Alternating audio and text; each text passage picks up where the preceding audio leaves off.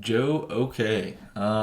This is the guy that wanted some updates on the boat, project boat. I was trying to find some pictures and I actually couldn't find any. But here's a little sample of what it looked like. There were some holes in it. I patched them, put some JB Weld on it. I took it out for a float. Maybe I can find a video, put that in here. But it floated. There's only a little tiny small leak at the back, and I think I bought this for $200. So really great price. You can watch this video if you want to. But so basically, I just want to give you an update. So I'm gonna tell you a story. Well, basically, I don't even know if I did a video on this. Um, on what I actually finished up doing, but basically I put wheels on it, put a trolling motor. I think it was like 30 pounds thrust and like a full size deep cycle battery right in that back area right there. So I got that. I currently live in a neighborhood where there's a pond or a lake. I'd say it's a pretty large lake. It's Lake Timnath, Timnath Reservoir. You can look it up. But so I live on that, and kind of figured, oh, that's a great place to go fishing and whatnot. I just moved to Colorado, so don't know all the laws, but I know back in Missouri and Texas, you kind of can just throw your boat in wherever you want, and you don't need a license, registration, whatever, if it doesn't have a motor on it.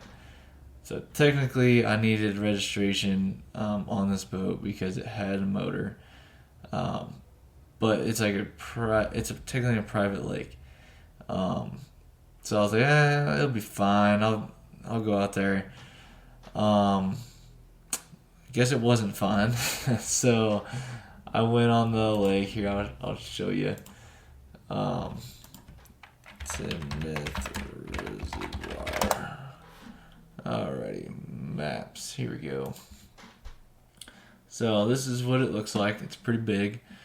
I live over on this area. I went on this lake quite a few times before. Just dropped in over here. This is my neighborhood. I live right over here. It's not done yet, but it is done now. But dropped in over here. No problems. Went fishing. Did this a couple times. And then I saw this other area over on here. This is kind of one of the, not a main road, but it's a back road. The main road to get into here. So I parked right here with my Dodge Texas plates. Colorado people are not too fond of Texas people, so this might have been the first call. But parked right here. Used the handy dandy wheels I got, so I just clip those down here. I'll show you the wheels. I got those pulled up. Oh boy, here we go. It's losing connection. Okay. So here's the wheels I picked up. They're at Walmart. Actually, they're right there. They worked great. I love these things. I would do it again if I didn't live in Colorado. But basically, attached this part to the boat, kind of in the middle area. I had to put a stopper on it to get some more thread because these bolts are pretty long. But so yeah, I think I already put a video on this, but I'll put a video on it if I don't. I think I recorded it. So yeah, put that on there, wheeled it down. It's really easy, one man thing with a John boat. Normally you have to have two people to put it in, but it's one man, even with the trolling motor and the 25-pound battery. So I'll get rid of those. Put it in right here. I was out here. I went way over here. No problems. That boat and motor did great. I really think it was a 25-pound thrust. But went over here. It's cruising pretty good.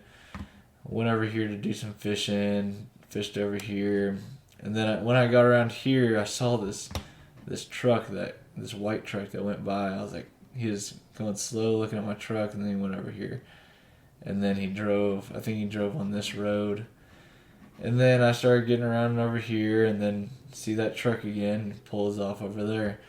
I'm like, oh great, what did I do? So went in, pulled up the boat, and this guy is pissed. He's like, well, son, you had about 5 different people calling on you because you were fishing without a license, without a life jacket.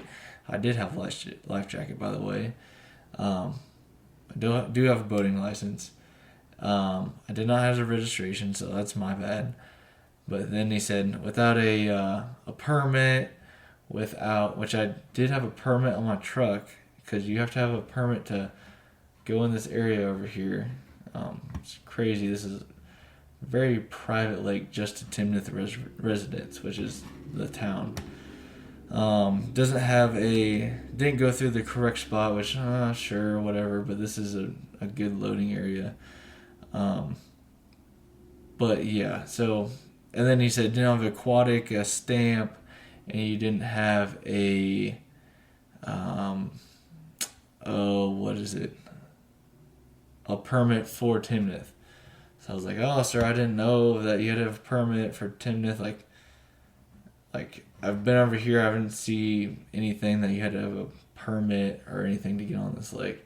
He's like, yeah, you got to do this, and then I got to check your boat. I think, like, everybody's worried that they're going to get zebra mussels in your lake. And I'm like, dude, I just bought this from a guy, and it was hidden in his garage. It was fine. He's like freaking out about this.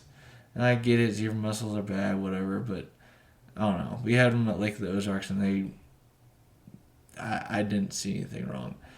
Maybe you can put me in the comments, tell me why they're bad, but I don't see a huge issue. Personally, I think they're fine. I mean, they clean the water. They are an invasive species. Do whatever. They destroy boats sometimes if they get into little crevices, but whatever. I haven't done too much research on that, but anyways, I wasn't too worried. I wasn't worried at all about zebra mussel. This thing has been out for the longest time, but so got the thing in the boat. He checked it out. He's like, yeah, you gotta go on the website. Well, actually, first you gotta go to the CPW. Actually, before that, I had to go to the register office to get a title for the boat, because John boats don't have titles. A lot of them don't have titles, at least. So I gotta go there, and then I go to CPW to go get it licensed, and then I also had to get or registered. And then with the registration, you had to go get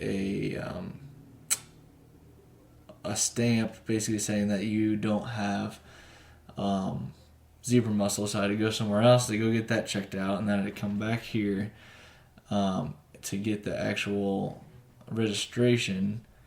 And then on top of that, since I want to go on Timnath, because this is a very calm reservoir and whatever, it's on my back porch, then I found out that all of the passes are sold out. So there's, I guess, a limited amount. So couldn't go on that, and I was like, well, screw it, I'm gonna freaking just sell the boat.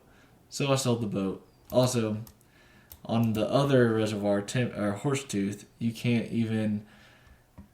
You gotta basically show up crack of dawn to go on the freaking lake if you want to get on the lake and not have to wait in a line.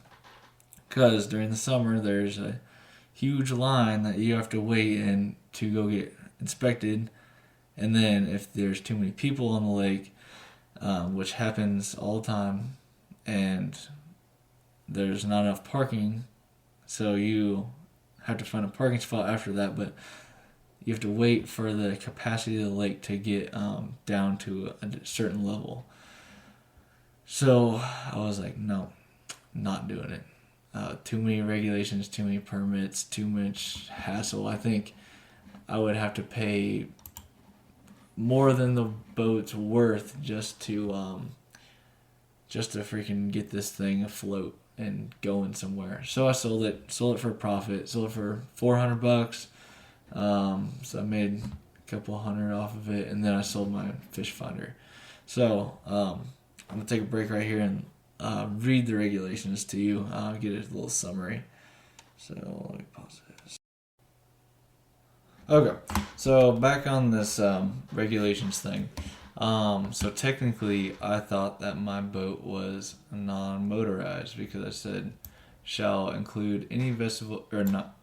Well, actually, mine was a little bit in between. I thought I was like, maybe I can get away with it, but include vessel that does not require a trailer to launch. I was like, okay, I don't need a trailer to launch it. It doesn't need a nuisance inspection. So I was like, okay, I don't need a nuisance inspection. Like, I don't have a freaking trailer. But it just says kayak, canoe, raft, belly boat, windsurfer, sail, air tubes, paddle boards, foldable plastic boat. So I was like, well, my John boat's the same as a foldable plastic boat, pretty much. Some of those kayaks are bigger than my freaking boat together. I mean, hell, I have a kayak right now that's bigger than a boat. But anyways, and then it says everything else has to have that stamp. So go over to here.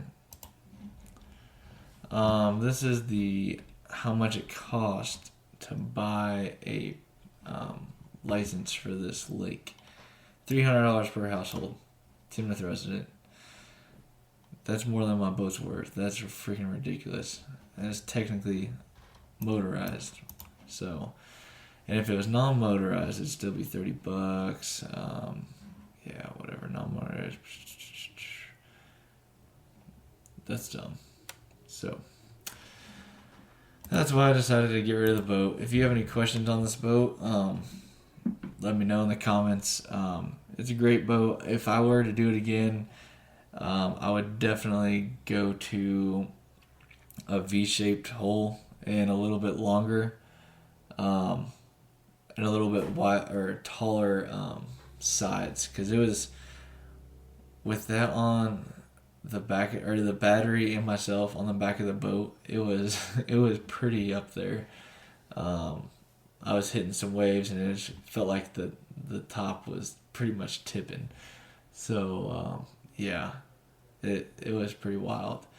Love this thing, but Colorado's got too many rules. I guess I can pay all the fees and whatever, but I'm not going to do that. So if you have any comments, drop them below. Thank you for watching.